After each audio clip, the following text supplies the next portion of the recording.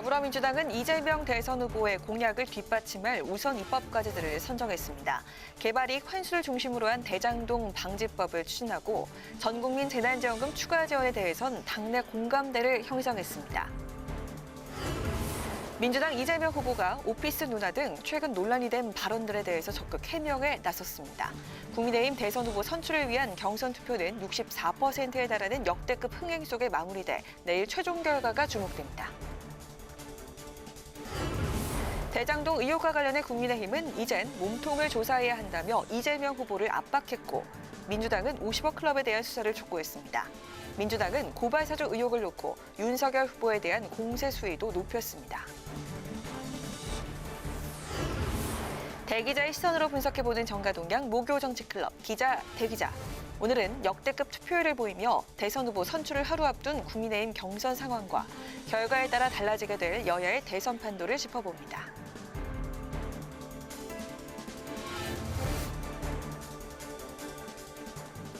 여러분 안녕하십니까? 11월 4일 의정종합뉴스 뉴스엔 시작하겠습니다. 더불어민주당이 이재명 대선 후보의 부동산 대개혁을 뒷받침하기 위한 입법 지원에 시동을 걸었습니다. 민주당은 오늘 정책의원총회를 열고 이번 정기국회에서 이른바 대장동 방지법을 우선 입법과제로 추진하기로 했는데요. 이재명 대선 후보가 주장하는 전국민 재난지원금 추가 지급에 대해서도 깊게 고민하는 쪽으로 공감대를 형성했는데 야당의 반발이 계속되고 있습니다. 보도에 임채영 기자입니다. 더불어민주당은 부동산 불로소득을 국민에게 돌려준다는 원칙을 세우겠다며 정책의원총회를 열고 초과이익 환수 법안을 논의했습니다.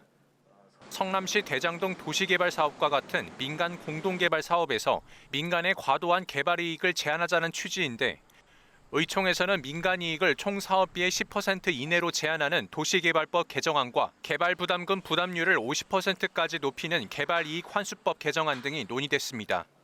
민주당은 이번 정기국회에서 초과이익 환수를 위한 법적 제도를 야당과 함께 만들어가기 위해 노력하기로 의원들과 공감대를 형성했습니다.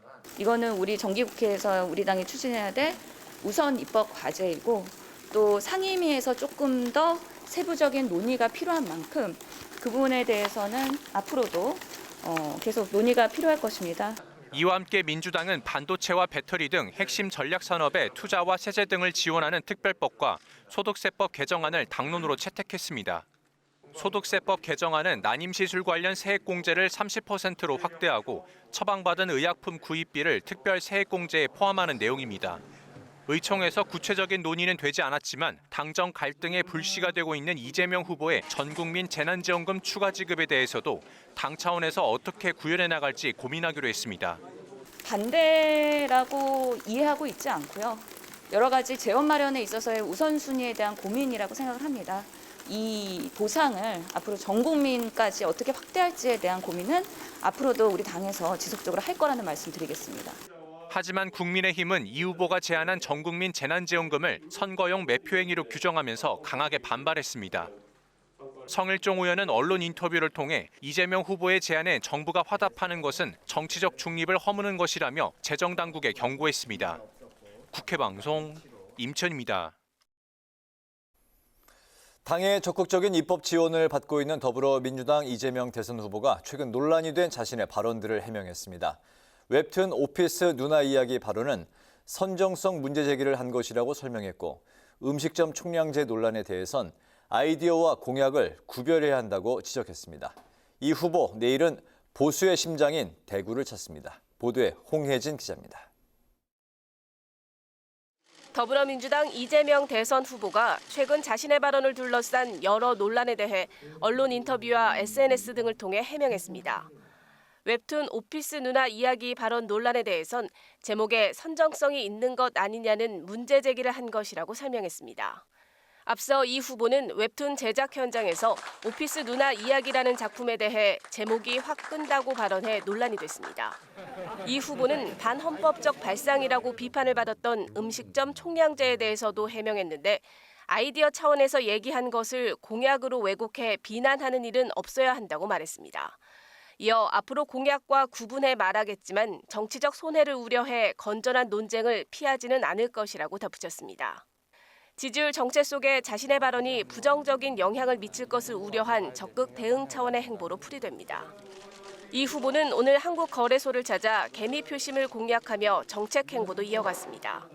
이 후보는 주식시장 발전과 개인 투자자 보호를 위한 간담회에 참석해 자신의 투자 경험을 언급하며 초보 투자자를 위한 금융교육 필요성을 강조했습니다. 자본시장이 정말로 중요한데 아무도 가르쳐주지 않는다. 우리 국민들의 자산 형성 기회로 이 주식시장을 육성하는 것, 또 거래 질서를 공정화하는 것, 투명화하는 것은 정말로 중요한 과제라고 생각이 됩니다. 이 후보는 국민의힘 최종 대선 후보가 선출되는 내일 보수의 심장인 대구로 향합니다. 대구 정치 1번지라 불리는 서문시장 등을 훑으며 지지를 호소할 예정입니다. 국회방송 홍혜진입니다. 내년 대선에 나설 최종 후보 선출을 하루 앞둔 국민의힘 대권 주자들은 막바지 표심 공략에 주력했습니다. 오늘 마감된 당원 최종 투표율은 63.89%로 높은 투표율을 기록했습니다. 김동길 기자의 보도입니다. 국민의힘 대선 후보 선출을 위한 당원 투표와 여론조사가 종료됐습니다. 당원 투표는 60%를 훌쩍 뛰어넘는 투표율을 기록하면서 현행 선거인단 방식이 도입된 2011년 이후 최고 투표율을 기록했습니다. 국민의힘은 당원 투표 50%와 일반 여론조사 50%를 합산한 결과를 내일 전당대회에서 발표할 예정입니다. 후보들은 막판 표심 잡기에 주력했습니다. 윤석열 후보는 경기 의정부와 포천시 시장을 잇따라 방문해 상인들을 만나 지지를 호소했습니다. 용기 내서 이렇게 버티시는 거 보니까 저도 좀 마음이 짠하지만 어쨌든 저희가 이번에 반드시 정권 교체해서 이분들 더욱 따뜻하게 보듬겠습니다. 경기도당을 찾아 당원과 지지자들을 만난 홍준표 후보는 여론조사에서 윤 후보를 압도하고 있다며 자신감을 보였습니다. 그 투표율은 조직으로서는 불가능한 투표. 이게 바람 투표를 했다. 그래서 바람 투표를 하면 조직을 앞세우는 사람은 못 이기죠. 나는 그래 판단합니다. 유승민, 원희룡 후보는 각각 국회에 설치된 국민의힘 대장동 게이트 특검 추진 천막 투쟁 본부를 찾아 격려하는 등 당심을 공략했습니다. 유 후보는 경제 전문가를 내세우면서 본선 경쟁력을 자신했고 원 후보는 이기기 위한 선택을 해야 한다고 강조했습니다. 민주당의 이재명 후보를 상대로 정책과 토론과 도덕성 또 품격에서 확실하게 압도할 후보는 저는 저밖에 없다라는 말씀을 꼭 드리고 싶습니다. 야권이 공격당하는 일이 없도록 공격당할 일 없고 국정 운영의 정책과 운영 능력이 준비되어 있는 원희룡 후보에 대해서 여러분 전략적인 선택을 해주시기 바랍니다. 국민의힘은 내일 100번 김구기념관에서 전당대회를 열고 더불어민주당 이재명 후보와 맞설 최종 대선 후보를 선출합니다. 국회방송 김동길입니다. 대장동 의혹의 핵심 인물인 김만배 씨와 남욱 변호사가 오늘 동시에 구속되면서 야당은 민주당 이재명 후보를 향한 전방위 압박에 나섰습니다. 반면 민주당은 돈 받은 사람이 게이트의 본질이라며 50억 클럽에 대한 수사를 촉구했고 김웅 의원 소환 조사를 고리로 고발 사주 의혹에도 반격에 나섰습니다. 강민지 기자가 취재했습니다. 검찰이 두 번째 시도 끝에 화천대유 대주주 김만배 씨와 천화동인 4호 소유주 남욱 변호사를 구속했습니다. 국민의힘은 늦었지만 다행이라며 이제 검찰은 그분의 정체를 밝히기 위해 이재명 대선 후보를 수사해야 한다고 촉구했습니다. 야권 대선 주자들도 일제히 이 후보가 대장동 비리의 몸통임이 확인됐다며 이 후보를 향한 공세에 고삐를 조였습니다. 윤석열 후보는 대장동 게이트는 이재명 후보에 의한 부정부패 사건이라며 검찰이 하루빨리 이 후보를 소환해야 한다고 주장했고 유승민 후보 역시 농성 중인 국회 앞 대장동 특검 투쟁본부를 찾아 특검에 대한 강한 의지를 보였습니다. 청와대 앞에 가서 멍석을 깔아서라도 문재인 대통령께서 특검을 즉각 수용하도록 법무부 장관에게 특검을 지시하도록 그렇게 저는 하겠다는 말씀을 드립니다. 원희룡 후보는 유동규 성남도시개발공사 본부장이 체포 직전 정진상 부실장 외에도 이 후보의 핵심 측근 한 명과 통화했다고 주장하며 이재명 후보를 겨냥했습니다. 정진상 실장 외에 당시 유동규 본부장과 통화한 사람이 한 사람 더 있습니다. 그리고 모두 유동규와 잘 알고 이재명 지사의 복심인 사람들입니다.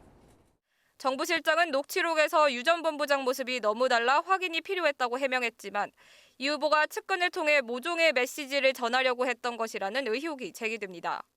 국민의힘뿐만 아니라 정의당 심상정 대선 후보도 떳떳하면 특검을 수용하라며 이재명 후보를 향한 압박에 가세했습니다. 하지만 민주당은 돈을 가져간 자가 범인이라는 주장을 되풀이하며 50억 클럽 멤버에 대한 수사 촉구로 맞섰습니다. 4인방이 작당하여 화천대유에 막대한 이익이 돌아간 것이 규명되었으니 이제 검찰은 불법적으로 취득한 돈이 어디에서 나와서 어디로 흘러 들어갔는지에 대해 보다 신속하고 철저한 수사를 해야 합니다. 곽상도, 박영수, 원유철 그리고 부인까지 도움 받은 자를 즉각 소환 수사해야 합니다. 이와 함께 검찰 고발 사주 의혹의 핵심 인물인 국민의힘 김웅 의원이 공수처 소환 조사에서 혐의를 부인한 것과 관련해 후한무치의 윤석열 지키기라며 윤 후보에 대한 공세 수위도 끌어올렸습니다. 국회 방송 강민지입니다. 더불어민주당이 차별금지법 공론화를 위한 여야 공동토론회를 제안했습니다. 박완주 정책위 의장은 오늘 원내대책회의에서 국가인권위원회가 2006년 차별금지법 입법을 권고한 이후 무려 14년 동안 논쟁이 이어지고 있다면서 더 이상은 논의를 미룰 수 없다고 말했습니다. 특히 차별금지법은 얼마 전 국회 입법청원에서 10만 명의 동의를 얻어 심사에 들어가야 하는 상황이라며 여야 정책위가 정기국회에서 함께 의견을 수렴하자고 촉구했습니다. 국민의힘 김기현 원내대표가 산업통상자원부와 여성가족부가 더불어민주당 대선 공약 발굴에 관여했다는 의혹을 놓고 관련자들을 고발 조치하겠다고 밝혔습니다. 김 원내대표는 SNS를 통해 집권 세력이 출세에 눈먼 장차관과 공무원들을 동원해 대놓고 관권 선거를 자행하고 있는 것으로 보인다고 이같이 밝혔습니다. 관련자들에 대해서는 지위 고하를 막론하고 모두 고발 조치할 예정이고 벌금을 100만 원 이상 선고받은 공무원들은 공직에서 모두 강제 퇴직하도록 엄격하게 대처하겠다고 주장했습니다. 국민의당 안철수 대표는 국민의힘 윤석열 대선 경선 후보가 자신과 소통하고 있다고 말한 것을 두고 자신은 당 경선이 시작된 이래로 어떤 후보와도 의사소통을 나눈 적이 없다고 선을 그었습니다. 앞서 윤 후보는 지난 1일 국민의힘에 입당하기 전에 안 대표와 오찬 회동을 했고 서로 커뮤니케이션을 하고 있다며 안 대표와의 단일화 의지를 밝힌 바가 있습니다. 이와 관련해 국민의힘 이준석 대표는 다른 당이나 후보와의 교섭은 후보와 지도부가 오롯이 담당하는 영역이고 여러 명의 거강꾼이 나선다고 교섭이 잘 진행되는 여부도 드물다고 언급했습니다.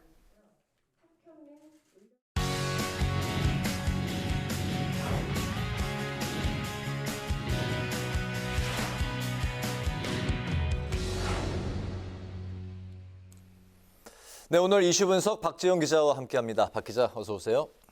네, 국회가 내일부터 본격적으로 내년도 예산안 심사에 착수한다고요? 그렇습니다. 이 내년도 예산안 604조 4천억 원 규모로 역대 최대입니다. 지난해보다도 한 8.3% 증가한 규모인데요. 네. 문재인 정부가 편성하는 마지막 예산이자 또 내년에 들어설 새 정부가 사용할 첫 예산이기도 합니다. 때문에 그 어느 때보다 그 심사 과정에서 여야의 치열한 공방이 예상이 되고 있는데요. 네. 국회 예결위는 내일 종합정책 질의를 시작으로 예산안 심사에 본격 나서고요.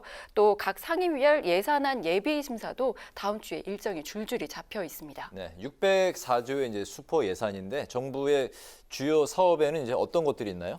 이제 문재인 대통령이 지난달 25일 그 시정 연설에서도 밝혔는데 네. 그 경제 회복 그리고 코로나19 위기 극복을 위한 일상 회복에 중점을 뒀습니다. 그렇다 보니 이 보건, 복지, 고용 분야의 예산 비중이 가장 큰데요. 모두 합쳐서 216조 7천억 원 규모입니다. 백신 물량 확보와 전 국민 백신 접종 지원 등 이 방역 예산이 5조 8천억 원을 영업 제한과 금지 조치를 받은 소상공인에 대한 손실 보상 예산으로 1조 8천억 원 등이 배정이 됐고요. 또 일자리 211만 개를 뒷받침하기 위한 예산도 31조 3천억 원이 편성이 됐습니다. 네, 여기에 이제 그 민주당의 이재명 대선 후보가 요구하고 있는 예산도 들어가 있는 건가요? 예, 가장 큰 화두인 건 바로 이제 전국민 재난지원금 추가 지급 문제입니다. 이재명 후보는 지금까지 지급된 이 재난금으로는 부족하다. 네. 그래서 이제 1인당 30만 원에서 50만 원 정도를 더 줘야 한다 이런 입장입니다. 여기에 이 후보가 그 경기지사 시절에 역점 사업으로 추진했던 지역 화폐 사업 예산, 또 소상공인 손실보상금 예산 증액도 요구하고 있습니다. 이 후보의 발언을 잠시 직접 들어보시겠습니다. 네. 국민의 먹고 사는 문제, 소위 민생이 가장 중요한 과제이기 때문에 또 우리 전 국민들의 삶을 보살피고 또 경제도 활성화할 수 있는 재난지원금의 추가 지급 문제도 적극적으로 추진해 주시기를 부탁드립니다. 이른바 그 이재명표 예산인데요. 민주당 지도부는 전국민 재난금 지급에 공감하고 뒷받침해 나가겠다는 방침이지만 이 같이 발맞춰야 할 정부의 입장은 좀 다릅니다. 여기에 야당도 관건 선거다, 매표 행위다라고 비판하며 반대하고 있는 상황입니다. 네, 민주당 입장에서 이재명표 예산 반영을 하기 위해서는 풀어야 될 과제들이 많이 있죠. 네, 그렇습니다. 먼저 이제 당정 간 이견을 좀 좁혀야 할 것 같은데요. 네. 어제 김부겸 총리가 밝혔듯이 그 정부는 당장 지급할 재정 여력이 없다는 입장인 반면 네. 이 민주당에서는 이 올해 거칠 추가 세수로 재원 마련이 가능한 것 아니냐 이런 주장이 나오고 있습니다. 이재명 그 대선 후보 그 공동 선대위원장을 맡고 있는 우원식 의원 이 라디오 방송에서 올해 추가로 거칠 세수로 16에서 17조 원 정도가 예상이 된다. 이걸로 재난금 추진을 해볼 수 있는 것 아니냐고 말했거든요. 이 부분을 놓고 당장 그 내일 예결위 종합정책질의에서부터 치열한 논쟁이 벌어질 것으로 예상이 됩니다. 네, 여력이 없다와 추가 세수로 가능하다 이렇게 이제 입장이 갈려 있는데 예산 반영을 하기 위해서 여야 합의가 또 필요한 거잖아요. 네, 그렇습니다. 이제 현재 지금 내년도 예산안을 보면 이 전국민 재난금 지급 이 비목이 없습니다. 네. 때문에 이것을 신설을 하려면 정부 동의는 물론 이 여야의 합의도 필요합니다. 하지만 이제 지금 야당이 반대하고 있는 만큼 이 논의 과정은 순탄치 않을 전망입니다. 네. 야당은 연일 이 비판의 목소리를 내고 있는데요.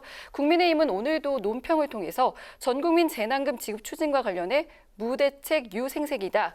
대장동 게이트에 대한 비난을 모면하기 위한 꼼수, 국면 전환용 노림수라고 맹공을 퍼부었습니다. 지금 이제 민주당에서는 여러 고심을 하고 있을 것 같은데요. 네. 이 본예산 반영뿐만이 아니라 이 내년 추경에 편성하는 방안까지 열어두고 정부와 이 야당을 설득해 나갈 방침인 것으로 전해지고 있습니다. 그렇군요. 오늘 이슈 분석에서는 내일부터 국회 예산안 심사 착수한다는 소식 그리고 이재명표 예산 쟁점 사항을 중심으로 살펴봤습니다. 박정 기자 수고했습니다.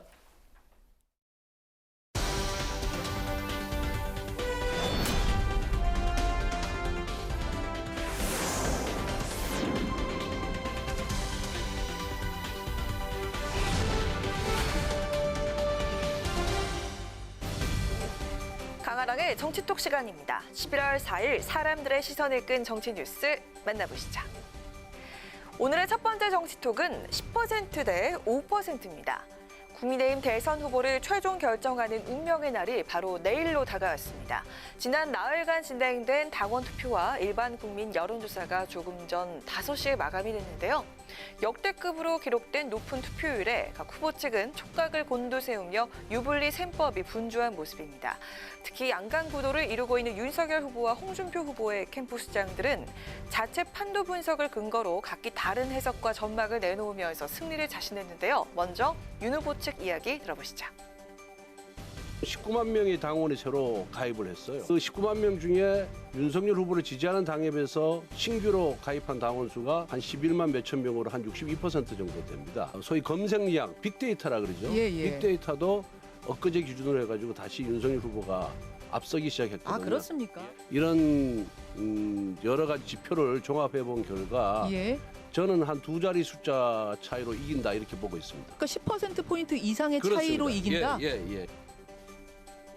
신규 당원 수와 여론의 흐름 등으로 봤을 때 2자릿수 이상, 10% 이상 차이로 이길 것이다. 윤석열 캠프 종합지원본부장을 맡고 있는 권성동 의원은 홍 후보 상승세가 멈추면서 막판 판세가 자신들로 기울었다며 이렇게 자신감을 보였습니다. 반면 홍준표 캠프의 선대위원장인 조경태 의원은 오늘 한 언론과의 통화에서 당초 2%포인트 안팎으로 우리가 이길 줄 알았는데 당원 투표율을 보니 격차가 더 벌어질 것 같다면서 최종 5%포인트 차 정도로 이길 것 같다고 전망을 했습니다. 윤 후보가 이딴 실언으로 리스크가 큰 후보라는 인식이 퍼지면서 윤 후보를 지지하던 50대도 최근 홍 후보로 많이 돌아섰다는 게 조 의원의 분석입니다. 서로 자신들의 승리가 유력해졌다고 자신하고 있지만 역대급으로 높아진 최종 투표율에 실제 결과 예측은 누구도 장담할 수가 없는 분위기입니다. 윤석열 후보의 10%포인트 차 이상 승리가 될지, 홍준표 후보의 5%포인트 차 승리가 될지, 아니면 또 다른 후보의 반전 승리가 될지 내일 오후 2시 최종 결과 발표해서 알게 되겠죠? 이어서 오늘의 두 번째 정치톡. 길 걷다 눈사람 부수는 인성입니다. 지난달 중순에 소시오패스 발언으로 민주당 이재명 후보 측과 상당한 신경전을 벌였던 국민의힘 원희룡 후보 부부가 또 한 번 이 후보 측과 공박을 주고받았습니다. 이번엔 이재명 후보의 이른바 로봇계 뒤집기 영상을 두고 벌어졌는데요. 지난달 말 이 후보가 2021 로봇월드 행사에 참석을 했을 때 재난 대응용으로 개발된 사족 보행 로봇을 밀어 넘어뜨려서 학대 논란이 일었죠. 이에 이 후보는 자신의 페이스북에 넘어진 로봇의 복원 능력 테스트인데 넘어뜨렸다고 비난을 하다니 라며 반박글과 영상을 올렸습니다. 바로 이렇게 말이죠.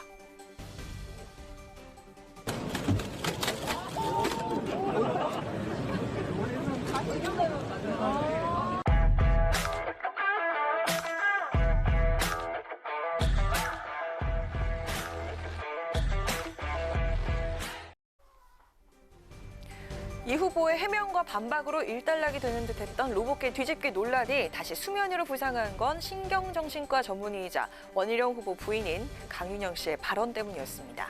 최근 한 유튜브 방송에 출연해서 이 후보 영상을 보면서 가슴이 철렁했다며 폭력적인 인성을 반영한 것이라는 의견을 밝힌 건데요. 이에 이재명 캠프에서 대변인을 맡았던 민주당 전용기 의원은 어제 페이스북을 통해 막말마저 공동 명의하는 참부부라면서 부부 맡아두어 다니냐는 비판도 있다고 직격탄을 날렸습니다. 그러자 원희룡 후보는 오늘 이 지사의 로봇 뒤집기가 길 가다가 눈사람을 부수는 인성과 다를 바가 없다면서 또 한 번 공세에 나섰습니다. 로봇 사람이 아니잖아요. 로봇 뒤집는 건데 그거 가지고 또 그 인성의 문제를 얘기할 수도 있는 건가요? 제가 아는 분이 여성분인데 네. 남자친구랑 헤어졌어요. 남자친구가 길 가다가 눈사람 발로 차서 부시는 거 보고 이 사람은 평생을 내가 같이 가면 안 되겠구나. 왜 눈사람을 부시는 거에 보면서 우리가 그 사람의 인성을 보고 남자친구랑 헤어질까요? 그 안에 들어있는 사람의 손길, 사람의 마음이 거기에 담겨 있는 거거든요.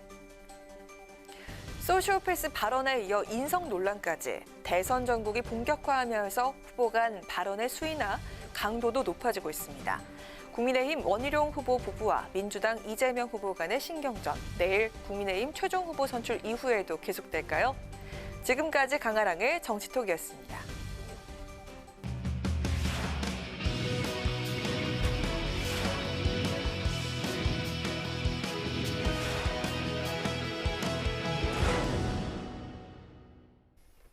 네, 정치권 동향을 대기자의 시선으로 짚어보는 목요 정치클럽 기자 대기자 시간입니다.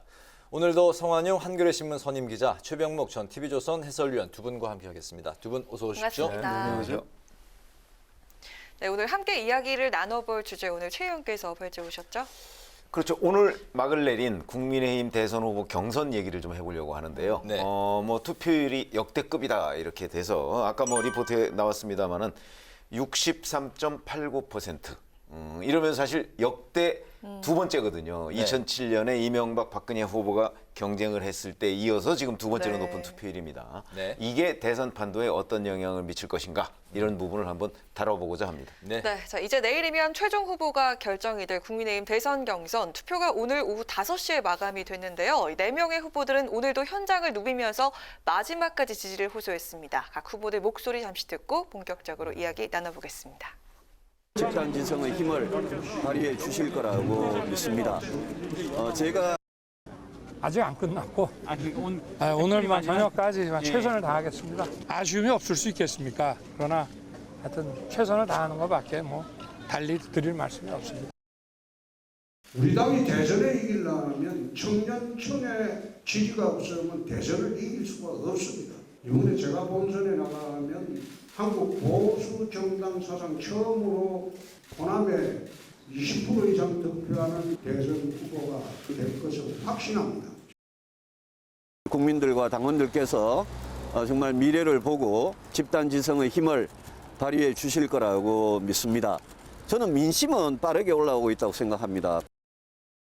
정권 교체라는 우리의 절대절명의 우리의 여망을 실현하기 위해서 가장 현명하고 책임 있는 판단과 선택을 하시리라고 믿습니다. 결과가 어떻게 나오든지에 관계없이 저는 정권 교체를 위해서 주어지는 역할 최선을 다해서 하겠습니다. 네, 네 후보들의 이야기를 모두 들어봤는데요. 당원 투표율이 최종 63.89%로 높았습니다. 일반 국민 대상 여론조사 역시 참여율이 이제 높은 것으로 알려지고 있는데 우선 이번 경선이 이렇게 높은 관심과 참여율로 나타난 이유 어떻게 볼 수 있을까요? 최 의원님? 글쎄 사실 초반에는 윤석열 대세론 이런 게 있었지 않습니까? 네. 그런데 그 후에 이제 홍준표 후보가 상당히 상승세를 보이고 특히 젊은 층에서 지지를 많이 받고 있다 이러면서 이게 무슨 세대 간 대결이냐 또는 뭐 민심은 홍준표고 당심은 윤석열이다 뭐 이런 여론조사 결과가 계속 나오면서 네. 그러면 그 격차를 누가 극복할 것이냐 뭐 이렇게 관심이 높아졌어요. 네. 저는 사실 지금 이렇게 투표율이 높아지고 그리고 일반 국민들 사이에서 흥행이 된 첫 번째 이유는 바로 홍준표 후보의 선전이다 이렇게 생각을 하거든요. 네. 그러다 보니까 윤석열 대세론이라고 하는 것이 좀 무너져가면서 국민의힘 이 대선 후보 경선이 이른바 이제 흥미를 유발했다. 그런 점에서 지금 높은 투표율을 기록한 건 아닌가. 그게 첫 번째 요인이라고 봅니다. 네, 네. 예, 저도 비슷한 생각입니다. 윤석열 전 총장은 이제 당내 조직, 또 막판에 좀 이렇게 탄력을 받는 것 같아요. 그 바람 합쳐진 것 같고요. 홍준표 의원은 역시 그 바람, 이분이 이제 조직이 별로 없기 때문에 바람 다신 것 같고, 또 유승민 원희룡 후보도 이제 상당히 기여 지분이 있을 겁니다. 그래서 이렇게 투표율이 올라가는 거고요. 당내 경선에서 이렇게 양강 구도가 잡힌 게 2002년에 노무현 이인재 경선 때가 있었고요. 네. 또 2007년에 이명박 박근혜 경우가 있죠. 그래서 이건 이제 그 두 대의 기관차 이렇게 비유를 할 수가 있습니다. 양강이 형성이 되면은 기관차 한 대보다는 두 대가 굉장히 힘이 있죠. 그래서 이 국면 전체를 끌고 가는 이런 모양새고요. 우리 최 의원 말씀하셨듯이 국민의힘은 이번에 대선 후보 선출 전당대회 아주 크게 지금 성공을 거두고 있는 것 같습니다. 실제로 여론조사를 봐도 네. 국민의힘 지지도가 좀 많이 올라가고 있습니다. 네, 주자들이 또 모두 내가 유리하다 이렇게 해석을 내놓고 있는데요. 전문가들이나 언론들도 쉽게 예측을 하지 못하는 상황인 것 같습니다. 네. 윤석열 캠프 측은 오늘 10%포인트 차, 홍준표 캠프 측은 5%포인트 차 승리를 자신했는데 두 분은 어느 쪽이 유리하려 보시는지 먼저 성 기자님께서 말씀해 주시죠. 글쎄요. 윤석열 후보가 10% 얘기하고 홍준표 후보가 5% 얘기하는 거 보면 10%를 얘기하는 쪽이 좀 더 자신이 있다 이런 뜻 아닐까 싶습니다. 객관적으로도 이제 그렇게 보이고요. 최근에 어제 오늘 사이에 나오는 여론조사 수치도 그렇습니다. 지금 홍준표 후보, 윤석열 후보 두 사람이 민심 평가인 여론조사에서 비슷하게 나와요. 그렇다면 책임당원 투표에서 아무래도 윤석열 전 총장이 앞선다 이런 분석이기 때문에 윤석열 후보가 좀 유리한 것 아닐까 이제 이렇게 분석은 되는데 이게 선거라는 게 뭐 뚜껑을 또 열어봐야 아는 측면이 있으니까 내일 열어봐야 정확히 원희룡, 유승민 이런 분들도 몇 퍼센트 투표하는지 알 수 있을 것 같습니다. 네.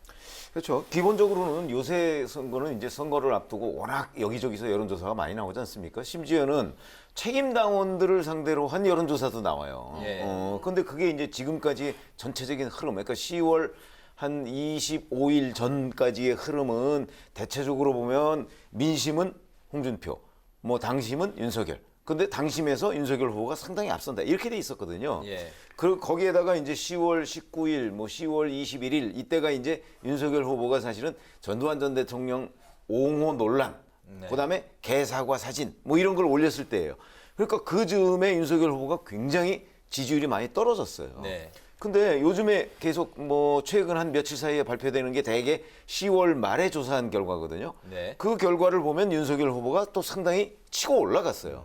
이렇게 돼서 이제 오늘 나온 여론조사까지 따지면 민심의 네. 여론조사까지 따지면 뭐 거의 비슷해졌다. 이렇게 보면 27%로 동률을 기록한 동률을 여론조사도 기록했다는 있더라고요. 여론조사도 있고요. 네네. 자, 이렇게 보면 결국은 당심에서 앞서는 거는 그대로 이제 상수로서 남아 있고 네. 민심에서는 홍준표 후보가 앞선다고 했는데 그게 요 며칠 사이에 상당한 정도로 상쇄가 된 것으로 보입니다.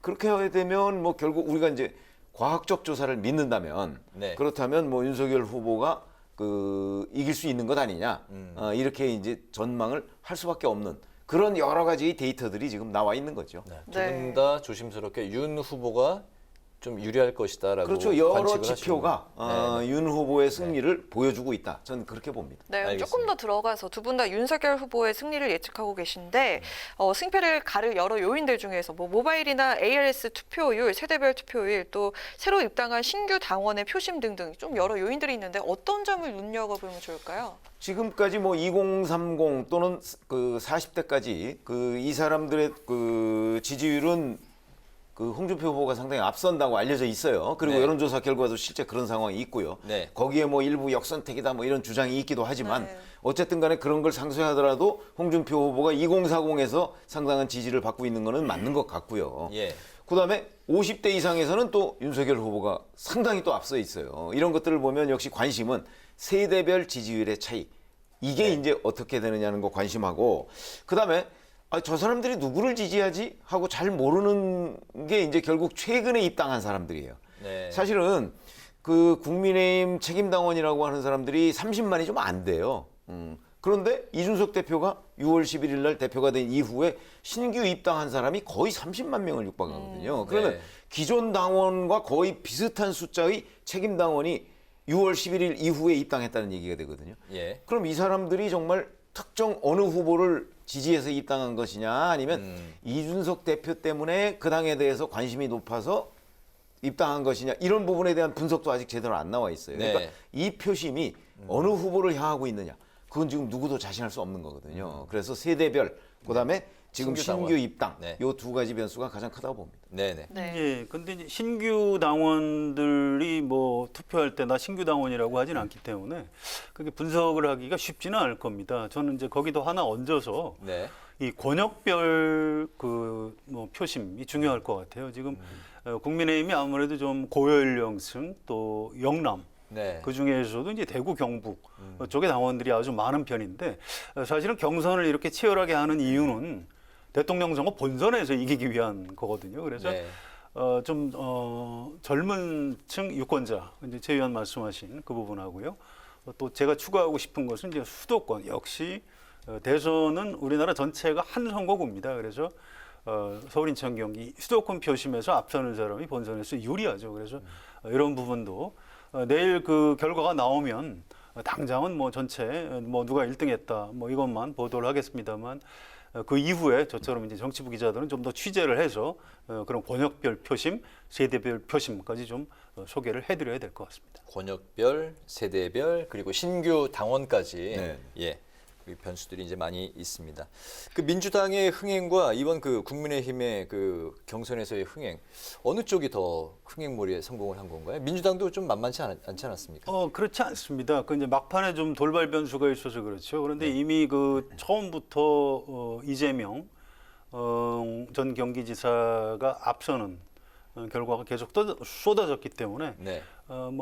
별 그렇게 그 흥행 요소가 없었고요. 또 실제로 전당대회를 전후해서 더불어민주당 지지도가 올라가지도 않았습니다. 오히려 막판에 네. 경선 불복 이런 것 때문에 약간 잡음만 남았죠.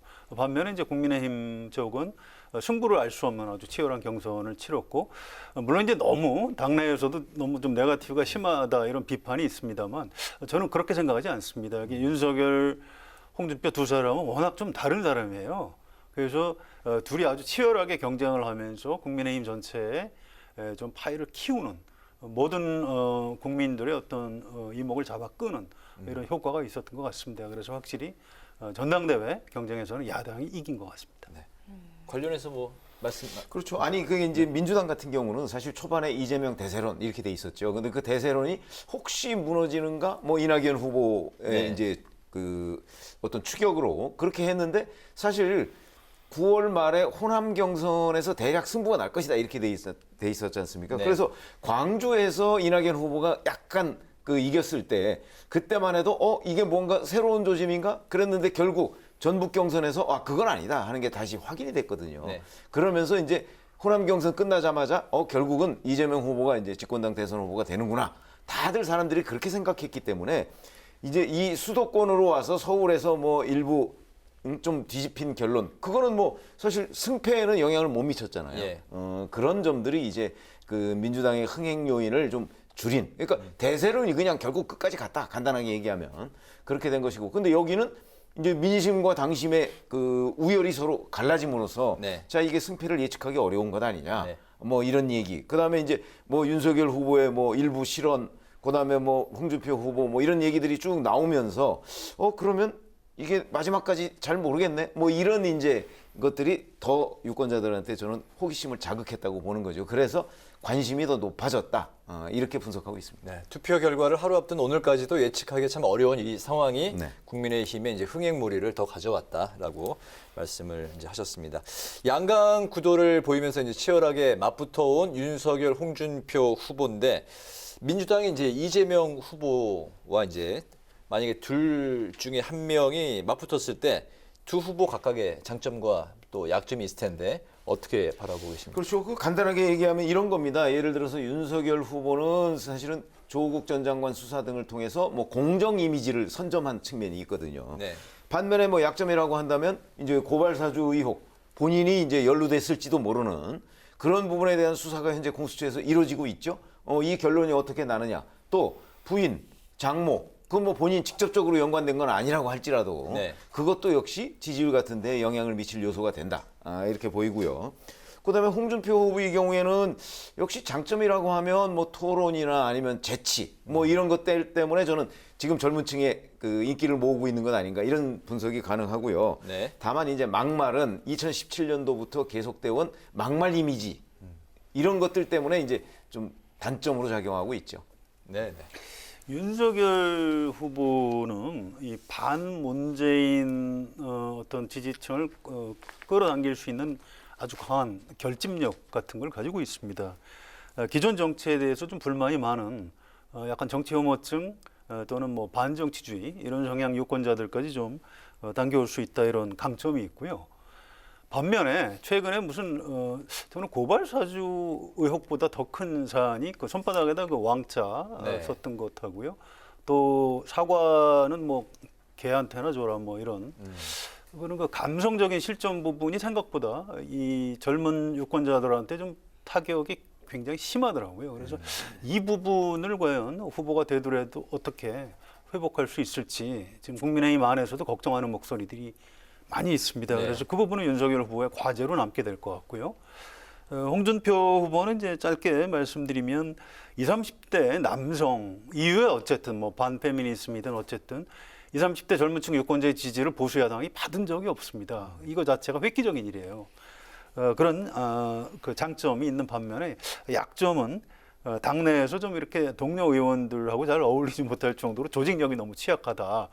정치라는 게 사실 같이 하는 거지 혼자 하는 것이 아닙니다. 이런 부분은 좀 그렇습니다. 그런 부분은 이제 약점이라고 할 수 있겠죠. 근데 민주당 측에서는요, 홍준표 후보보다 윤석열 후보가 되면 오히려 좀 편하게 갈 수 있다 이렇게 말을 하고 있는데 이거 실제 속마음도 그렇다고 보십니까? 당내 분석에서는 그런 게 나왔어요. 그 이제 취재하면 그런 건 이제 감지가 됩니다. 여러 가지 이제 흠집이 많고 윤석열 후보가 확장력이 떨어진다고 그래요. 그건 맞는 것 같습니다. 그러니까 후보가 홍준표가 되면 윤석열을 지지했던 아주 강한 반문재인 성향 야당 지지층은 그대로 홍준표 쪽으로 옮겨올 수 있지만 반대로 윤석열 후보가 되면 지금 홍준표 후보를 지지하는 20, 30대 뭐 젊은 층은 아니 뭐 우리가 굳이 윤석열 후보한테까지 투표를 왜 하느냐 이럴 위험이 있다고 그래요. 그래서 이런 부분은 민주당은 물론이고 이제 국민의힘 안에서 좀 걱정하는 기류가 있는 것 같은데요. 근데 그 이재명 후보는 개인적으로 윤석열 전 총장을 좀 까다롭게 생각한다고 합니다. 도대체 정치인이 아니기 때문에 뭐 이제 권투로 치면은 이 주먹이 어디서 날라올지 알 수가 없는 거죠. 너무 이제 스타일 자체가 파악이 안 돼 있는. 네. 뭐 그런 거고요. 지금까지 이재명 후보가 윤석열 전 총장을 집중적으로 비판하고 홍준표 의원에 대해서 비난을 안 한 걸 보면 본선에는 윤석열 전 총장이 올라온다라고 어느 정도 지금 예측을 하고 있었던 걸로 그렇게 분석이 됩니다. 네. 글쎄, 저는 제가 볼 때는 이제 그동안 여권이 보여온 행태, 이런 것들을 보면 여권이 누구를 가장 두려워하고 있구나 하는 걸 좀 충분히 알 수 있다고 생각을 합니다. 그게 무슨 얘기냐면 작년 1월 달에 추미애 전 법무부 장관이 이제 윤석열 전 총장을 뭐 여러 이제 뭐 이 갈등을 일으키고 했던 것까지만 해도 단순히 그냥 법무부 장관과 검찰총장의 갈등 정도로 이해를 했었는데 작년 12월 정도부터 이제 윤석열 전 검찰총장이 뭐 한국갤럽 조사 기준으로 따지면 12%, 13%를 넘었어요, 대선 지지율. 자, 그때부터는 저는 여권에서 어떤 식으로든 이 리스크를 관리해야 된다라고 판단을 했을 것으로 보여요, 여권 핵심부에서. 그럼에도 불구하고 올해 내내 윤석열 후보만 공격을 했거든요, 여권에서. 그런 것들을 보면 역시 윤석열 후보가 강적이라고 판단하기 때문 아닌가. 그럼 최근 며칠 사이에 뭐 윤석열 후보가 올라오면 우리는 오히려 편하다라고 하는 건 속마음하고 거리가 있다. 저는 그렇게 생각합니다. 네, 윤석열 후보를 더 두려워한다. 네, 알겠습니다. 이재명 선대위를 이제 띄운 민주당은 공동 선대위원장만 12명으로 이제 메머드급인데요. 국민의힘 후보가 물론 이제 뭐 원희룡, 뭐 유승민, 뭐 두 후보도 뭐 그 최종 후보 선출될 여지도 있습니다만 국민의힘 후보가 이제 누가 되느냐에 따라서 민주당의 대선 전략도 뭐 좀 달리하겠죠? 전략이 어떻게 달라질까요? 글쎄요, 제가 아까 말씀드린 거에 연장선상에서 사실은 민주당은 일찌감치 윤석열 후보가 선출될 가능성이 훨씬 높다 하고 이렇게 판단을 하고 있던 것이 아닌가 싶어요. 근데 만약에 홍준표 후보가 된다면 전략이 좀 달라질 것 같아요. 왜냐하면 지금까지는 오로지 윤석열 후보만 공격했단 말이죠. 근데 홍준표 후보가 되면 이제 표적을 홍준표 후보 쪽으로 옮겨서 홍준표 후보의 뭐 과거 여러 가지 행적, 말실수 뭐 이런 것들을 이제 공격해야 되잖아요. 그러니까 좀 전략이 달라지겠는데 저는 윤석열 후보가 만약에 국민의힘 후보로 선출이 된다면 지금까지 기조와 별 변함이 없을 것 같아요. 그러니까 여전히 어제도 이준석 대표와 송영길 대표가 TV 토론하는데 송영길 대표는 계속 고발사주 의혹만 공격을 하잖아요. 그런 것처럼 고발사주 의혹은 뭐 윤석열 후보를 겨냥한 거니까 그렇게 해서 윤석열 후보가 만약에 선출이 된다면 크게 전략이 달라질 거는 없을 것으로 보인다. 이렇게 말씀을 드릴 수 있겠습니다. 그러니까 홍준표 의원이 후보가 되면은 민주당에서 전략을 다시 짜야 될 거예요. 예상 밖의 후보가 됐기 때문에 또 이제 젊은 남성 유권자들을 빼앗아올 방법이 민주당으로서는 좀 마땅치가 않습니다. 그래서 좀 굉장히 난감한 처지에 빠질 위험이 있다고 그래요. 민주당 안에서 분석하는 얘기고요. 그런데 윤석열 전 총장이 후보가 되면 이제 민주당에도 이제 이른바 정세 분석하고 이런 좀 이렇게 도사급 전문가들이 많이 있습니다. 그분들 얘기는 윤석열 전 총장을 이렇게 좀 보수 반문재인 보수 이쪽으로 좀 가두기가 쉽다고 그렇게 표현을 합니다. 그래서 이른바 제3지대가 좀 넓어지고 이제 안철수 국민의당 대표라든가 이쪽으로 이제 이른바 야권 자체를 좀 이렇게 분열시킨다고 할까요? 아니면 윤석열 전 검찰총장을 좀 이렇게 좀 많이 보수 쪽으로 좀 가둘 수 있는 효과가 있다고 할까요? 하여튼 선거를 치르기에는 윤석열 후보하고 치르기가 좀 더 간명하다고 그래요. 뭐 그런 측면이 있는 건 사실인 것 같고요. 그런데 이재명 캠프에서는 이제 전문가들 불러다가 좀 심층 분석 같은 걸 좀 해본 적이 있다고 합니다. 최근에. 근데 후보가 누가 되든 관계없이 이재명 전 경기지사가 본선에서 이기기가 쉽지가 않다. 지금 이재명의 적은 이재명이다. 또는 이재명 후보가 넘어서야 될 것은 문재인 정부에서 부족했던 부분을 과연 어떻게 설명을 해서 국민들한테 표를 얻을 것이냐 이런 부분이지 야당 후보가 누가 되는 것에 너무 이렇게 연연해하지 않는 게 좋겠다 이런 내부 보고를 후보한테 했다고 합니다. 저는 그런 분석이 꽤 일리가 있다는 그런 생각입니다. 네, 이제 마지막으로 단일화 가능성을 좀 이야기해보고 마무리를 해볼까 하는데요. 경선 주자들이 모두 러브콜을 보내고 있습니다만 안철수 국민의당 대표나 뭐 김동연 전 부총리 모두 완주 의지를 보이고 있고요. 또 이준석 대표 역시 단일화가 필수 조건이 아니다라는 입장인데요. 쉽진 않아 보입니다. 그런데 이 국민의힘 최종 후보가 누가 되느냐에 따라서 야권 단일화 여부가 달라질 수 있을 거라고 보십니까? 어떻게 좀 많이 다를 것 같습니다. 이제 일단 윤석열 전 총장이 최종 후보가 되면 김종인 전 비대위원장이 아마 당에 들어와서 선거를 지휘할 것 같아요. 근데 김종인 전 위원장하고 저 안철수 대표하고는 아주 구원이 있습니다. 근데 김종인 전 위원장이 검찰 가서 수사받을 때 옆방에 가서 대신 자백을 받아줬다 뭐 이런 구원이 있고요. 평소에 말하는 거 보면 도저히 거의 불구대천 사이라고 할 수 있을 김종인 전 위원장과 정도고요. 홍준표 후보가 이제 그런 사례가 그렇습니다. 또 이제 이준석 저 대표도 마찬가지죠. 안철수 전 대표하고 사이가 아주 나쁘죠. 그래서 이제 그 부분이 좀 쉽지가 않을 것 같아요. 그래서 아까 말씀드렸듯이 이제 윤석열 전 총장이 이제 확장력 부분에 대해서 좀 걱정을 하는 목소리들이 이제 그런 데서 나오는 겁니다. 안철수 공간을 혹시 넓혀주는 것이 아니냐. 그래서 단일화가 쉽지 않을 것이다. 이런 전망이고요. 홍준표 후보가 되면 야권 후보 단일화는 거의 되는 쪽으로 가지 않을까 이렇게 예상이 됩니다. 네네. 근데 어차피 야권 후보 단일화라는 것은 사실은 안철수 국민의당 대표가 그 대통령 후보직을 내려놓는다는 걸 의미하잖아요. 거꾸로 될 가능성은 거의 없다고 분석하는 게 일반적이죠.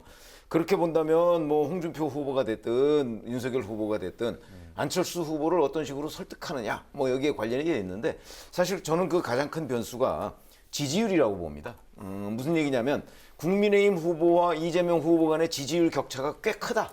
그래서 안철수 후보는 별로 변수가 되지 않는다. 만약에 이 상황이 되면요. 뭐 안철수 후보한테 그렇게 연연해하지 않을 거고요. 그 상황이 아니고 이 지지율이 이게 위험할 수도 있겠다라는 판단이 들면 아마 국민의힘에서도 그때는 예를 들어서 김종인 전 비대위원장이나 이준석 대표도 불가피하게 안철수 대표한테 손을 내밀 수밖에 없는 구조가 되지 않겠는가. 그러다 보니까 결국은 이재명 후보와 국민의힘 후보 간의 지지율 격차가 어느 정도냐 하는 그런 부분하고 연관돼 있지 않을까 이렇게 생각합니다. 근데 선거도 결국 사람이 하는 거기 때문에요. 이상하게 정치인들도 그런 그 개인 간의 그 관계, 호불호를 넘어서지 못하는 경우가 뜻밖의 많더라고요. 그래서 나중에 지금 최 의원 말씀하신 대로 되더라도 그런 것들이 좀 걸림돌로 작용할 수 있지 않을까 이런 생각이 있습니다.